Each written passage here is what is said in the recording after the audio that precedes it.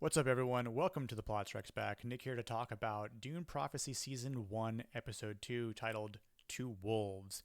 There will be spoilers in case you haven't watched this episode yet, but if you have, then we'll go right ahead. Before we do, if you're new here and you want to help support the channel, I would very much appreciate if you hit that like button, if you like the video, of course, and hit that subscribe button for more future content. I thought this episode had some strengths and some weaknesses, particularly in the complex storytelling that we see bump up from episode 1 to episode 2. Overall, I thought episode 1 was probably around a 6.5 out of 10 for me, and I thought this one had a much higher score because of the things that we get to see in this episode. I think the narrative was compelling, or more compelling, in episode 2 here, and offered a little bit more thought-provoking because of the little rhyme that we get later on in the episode itself from Lila in the Agony. We continue to get some good and strong acting performances from all of our main stars, like Emily Watson, Travis Fimmel, and Mark Strong. And I think the introduction of Lila's Agony shows a little bit more of this haunting beauty that they have to experience when they undergo the agony itself. And it just sort of enhances the Bene Gesserit's depth and mythology that we haven't yet seen in the live action. Obviously, you can read about this in the books from both Frank and Brian Herbert, but this is the first time we get to see this portion from the Bene Gesserit on live action. Now, as far as critiques go, I would say that there is a little bit of a dense plot here because of all the intricacies that are involved in this show in particular. And again, because there are 6 episodes, there are parts that seem a little bit sped up. There are parts that have, cut pieces out from the book that this is being pulled from Brian Herbert. But also there are things that are trying to, stay true to what Frank Herbert created in his lore. There are some pacing issues as well with some of the key moments where I feel like some parts were rushed, in particular with Lila's death at the end and the confrontation between Duke Ferdinand and Emperor Corrino when Desmond Hart walks into the throne room. I think both could have been a little bit longer, and I think as far as what could have been cut a little bit shorter, the part between Prince Constantine and the Duke's daughter, that could have been lessened a little bit. And I understand why the scene exists in the first place, but I didn't need to think it'd be that long. I think the title of this episode, Two Wolves, is very fitting because it aptly reflects the duality and tension between opposing forces, not to mention the loyalty and the rebellion that we see, and the prophecy and the manipulation that takes place here in this episode. As this episode begins with the aftermath of young Pruitt Richez's death, there's a little bit of a ceremony, and you can continue to see the outrage from the Duke, his father, and wanting information. And the official story is saying that it was an accident from his little illegal thinking machine toy, even though the Duke doesn't believe that that one little toy could cause him to burn up and die from that. There's suspicion and a bit of a ripple effect taking place amongst the imperial court from the Richez family and of course from House Corrino. In an interesting conversation that takes place between Desmond Hart and Emperor Corrino, Desmond admits to Corrino that he did indeed kill Pruitt for the sake of the Imperium, and it's what the Emperor wanted, even though Corrino is basically like, no, I didn't want you to do this, and has the guards arrest him. And I get why the Emperor was a little startled and was shook in terms of, what am I going to do now? This looks bad. All my plans are about to crumble. I'm going to lose control of Arrakis, and what's going to happen to my house? What's going to happen to me on the throne? And understandably so. The ironic thing is that his wife, the Empress, says that, we should maybe think twice about this and use this to our advantage, use this strategically. Why not have Desmond Hart be our ally? Because it's clear that there are cracks in the alliances and they're beginning to show, and it can't get worse than they are now. Otherwise, he will indeed lose control of Arrakis and seemingly lose power. And that was what I thought. I didn't think that Desmond should have been locked up because, number one, if this guy is loyal to you, and I understand there's risks involved where maybe Desmond Hart might double cross me, I think in terms of what might serve me more purpose, because I can always have him arrested again at some point, or maybe have him killed if he's too much of a threat to other people and myself. But let's use them strategically for now. So I agree with what the Empress suggested. The heart of the narrative of this particular episode, we see Valya tell Tula, her sister, that she has to go to Seleucia Secundus because of what's happened. She needs to talk to the Emperor and make sure that, they're still on his side and that they can reel him in and figure out more about Kasha's death and then what perhaps happened with Pruitt-Rashez as well. Because as Valya finds out and tells Tula, he is now dead and also burned from the inside. Right before that, we see Tula learn that Kasha was indeed burned from the inside with the help of a former sister, Nazir, and she comes from the same medical practice that we see another doctor from Dune Part 1, who in turn betrays Leto Atreides. As Valya leaves, she wasn't sure if she should allow Tula to be left in charge, because she says that she might have to go through some difficult choices. Number one, guiding Sister Lila, young Sister Lila, through the Agony ritual because of her ancestry to the former Mother Superior, Raquella. And the decision to do this is because there is vital information that Lila might be able to extract and inform them about what Raquella means and how to fight this whole thing. But as Tula says, and both Valya agrees and understands quite well, it's a very grueling and dangerous process because she essentially is going to be poisoned. But the process itself is going to reveal crucial genetic memories that Sister Lila can tap into, again, because of her being a great-great-granddaughter of Mother Superior Raquella. It's definitely a tough choice to make for Tula Harkonnen because, as Valya says, she loves her like a daughter, even though Lila is not her daughter whatsoever. But she's raised her, she's trained her, she's guided her, and Tula knows there's a possibility that Lila could die here. So Tula wants to do everything she possibly can, and we see that a couple times in the episode with her talking, explaining what she might hear, what she needs to focus on, and then in the final process. It's important to focus on these heartfelt memories with Lila. That's what she needs to attach herself to and find and listen to, recounting family ties and, speaking of the matriarchy and what the importance is for them as the sisterhood and what they can hope to achieve by Lila talking with Raquella. And then there's a whole possibility of Lila talking with her mother, who was told that she died during childbirth, but we know that's not true. And we see in the first part of the episode where Sister Avila, who in turn will help Tula in the end, goes to greet Mother Tula as she's preparing the Rosak poison. And it's a little bit of a refined version that we see that the Sisterhood uses as compared to what we see in Dune Part 2 with what the Fremen use on Lady Jessica. Once Tula begins the process of injecting the Rosak poison into Sister Lila, and she steps into the Agony, it's this really dark and, a little frightening bit of a scene for her, but the black and white cinematography there is actually quite cool to see. And eventually there's a lot of, hooded, cloaked figures that are wrapped up in this white garb that you can barely see the faces of. But eventually Lily does see Mother Superior Raquella, her great-great-grandmother. Raquella says through Lila, the key to the reckoning is one born twice, once in blood, once in spice. And then Tula responds, who is that? And then again, Raquella through Lila says, a revenant full of scars, a weapon born of war on a path too short. And then Tula says, what is the nature of their power? How do we fight it? And then things take a turn for the worse, as it's no longer Raquella, it's Dorothea, as Lila thought it was her mother and says, is that who you're looking for? Well, turns out that Dorothea, even in death, was going to get revenge against the Harkonnens, as she calls out.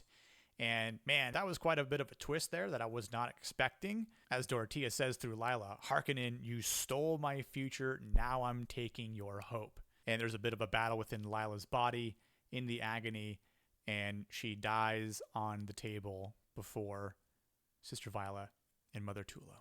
And the crabby part about all this is you got a bunch of other sisters up top watching this whole thing go down. And so they're now all aghast of what just happened. Meanwhile, on Sulusa Secundus, there are some intriguing things that happen here, mainly between two of our main characters, Valya and Desmond. As Desmond is locked up, Valya wants to question him herself and try to extract the truth. And we can see her do her little hand signals and try to look into the eyes of Desmond to see if he is telling the truth. And what she finds and says to the Emperor is that he believes what he's saying is to be the truth, although I would say otherwise. Meanwhile, Desmond doesn't really seem affected by it all when she's trying to almost use her truthsayer abilities against him. So really this builds on this other mystical layer here that we've seen originate from the first episode, and honestly it kind of deepens the theme of power between who's actually more powerful right now. Is it the Sisterhood with Mother Superior Valya, or is it now Desmond Hart with his newfound powers that were potentially given to him by Shai-Hulud?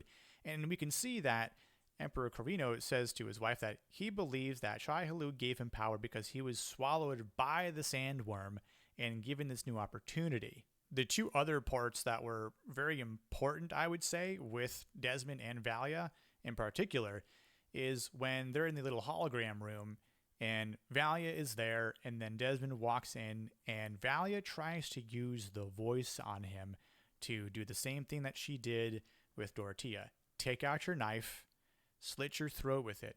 And I loved how slow the shot process was. As Desmond's reaching back for his knife and going to, pull it up to his throat, I'm thinking at the same time, there's no way he's going to go through with this or he's going to kill himself.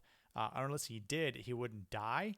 I thought something else would come in and interrupt them, perhaps the Emperor or Empress. But as he has the knife to his throat, and she says to, kill himself, he won't do it, or rather he can't. And you can kind of see him smile and put his knife away back in his jacket pocket.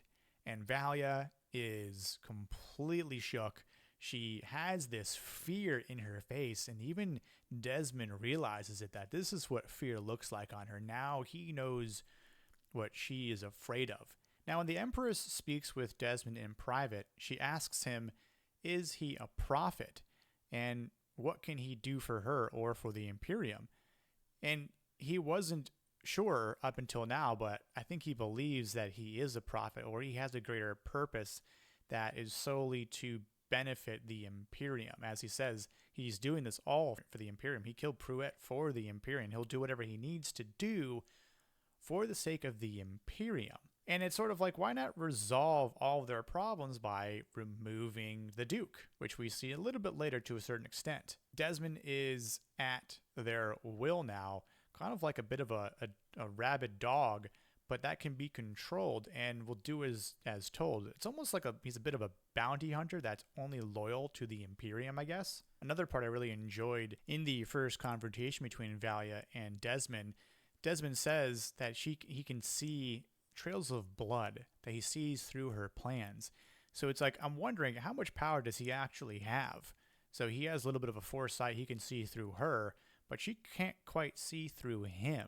Again, as Shai-Hulud took his eye and granted him with the gift to see what Valya cannot. And then we go to the throne room part where the Duke is questioning, he's angered, and is threatening the Emperor about certain things, about pulling his ships away and that he's nothing without him and so forth. And in walks freed Desmond and basically starts burning him from the inside. And you can see a little bit more of a strain this time when Desmond has his hands to his face. I wonder if it was a bit of a strain because of the Duke being a larger person and Pruitt being a kid.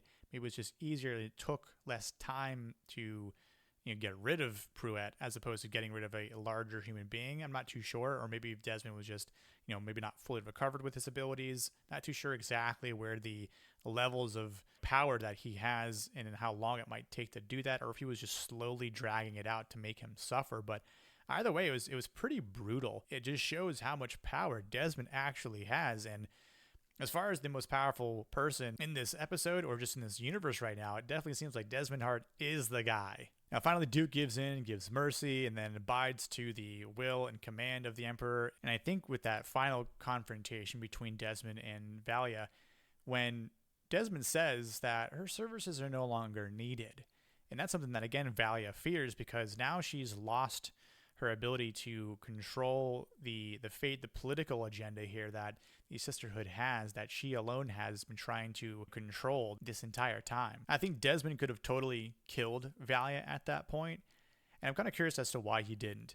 Would it have solved more things? Would it have raised more questions? Would it have been a little too suspicious? Would it have put the Emperor in a worse state to kind of try and cover up things? Another part of Valya's plans when she brought Sister Theodosia along, because Kasha's no longer with them, is that Theodosia can get super close to Princess Inez and act as a confidant and just basically ensuring that she can be aligned with the Bene Gesserit and maintain that influence, and hopes that one day she might join them. And you can see the conflict within Princess Inez as she's struggling to deal with the death of Kasha, and once Valya leaves the room, when it was just her, Valya, and Theodosia, Princess Inez wants the truth from Theodosia, and we don't see it said, but we can see in another scene where Princess Inez is, sparring against the training dummy with her knife and her sword, and then Kieran Atreides walks in, sees her,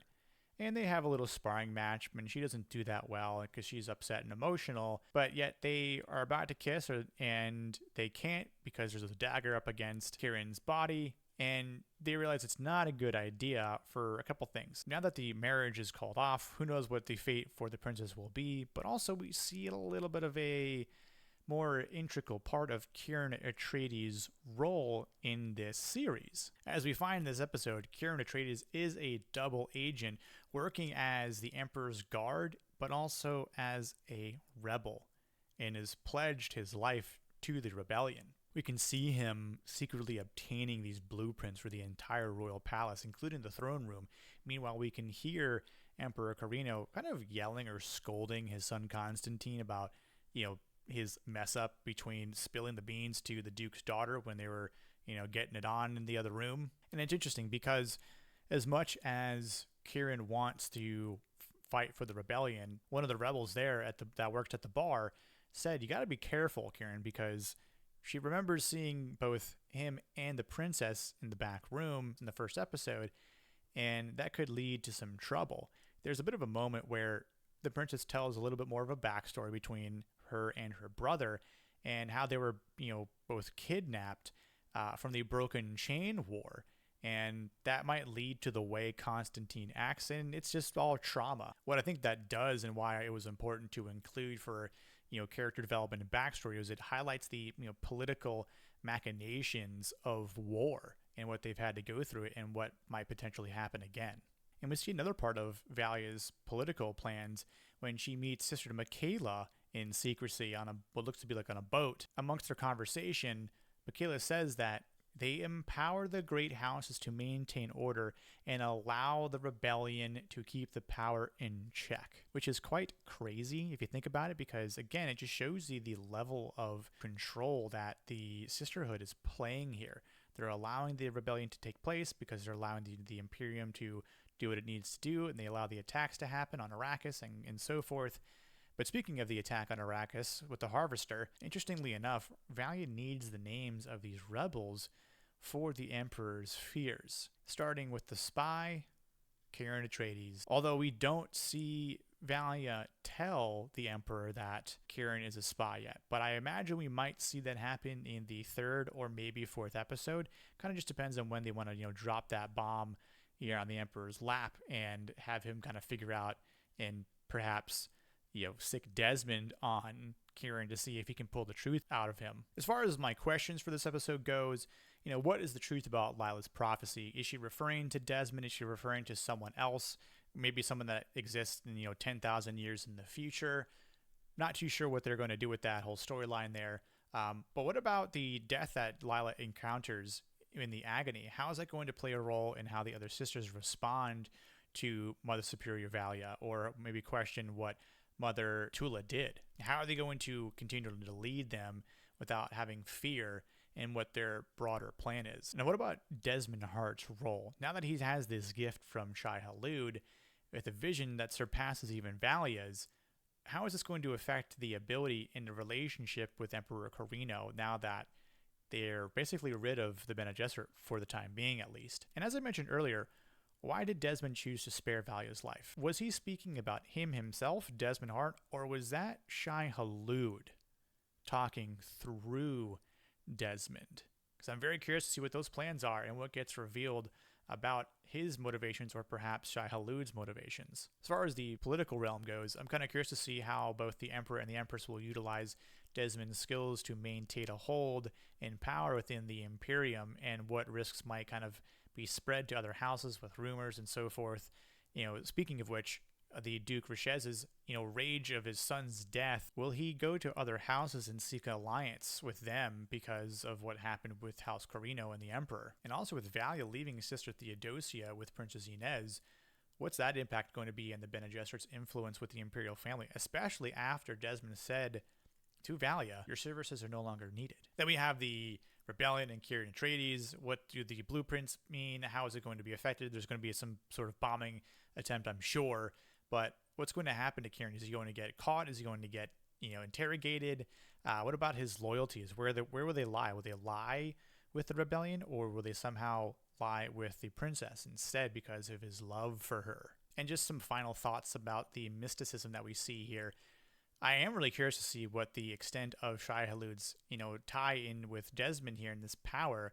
It's definitely expanding upon the Dune mythos, but I'm really kind of curious to see what the effect of the sandworms have on this whole sort of idea here, because as we can see later on in the future, I think it's going to continue for the next 10,000 years. Whatever potentially happens now might not really have an effect, or it could, because I'm kind of curious to see where they're going to go from the sake of the lore from the books, or will they include other things? I'm not entirely too sure. I haven't particularly read all the books from Brian Herbert, but that's why I want to watch the show. Overall, I did think this was a better episode coming from the first episode. I feel like more was at stake. More things happened. The narrative was building more. We got to see a little bit more of the mythos being established, and more character development, and again, great acting and great visual effects, of course. So I would probably say that I might give this about maybe 78%, maybe an 80% out of 100, and which is a good thing. And I think if they continue with this series, that every episode could potentially get better and better, but they got to watch the slow parts and manage the fast parts well, so it's not a bit of a seesaw. What did you all think about this episode? Did you like it? Did you thought it was okay? Did you thought it stunk? Are you looking forward to the continuation of this season? What are your thoughts? Leave them in the comment section below. I hope you enjoyed this video. If you did, go ahead and hit that like button, hit subscribe for more content, and I'll see you on the next episode here on The Plot Strikes Back. Cheers.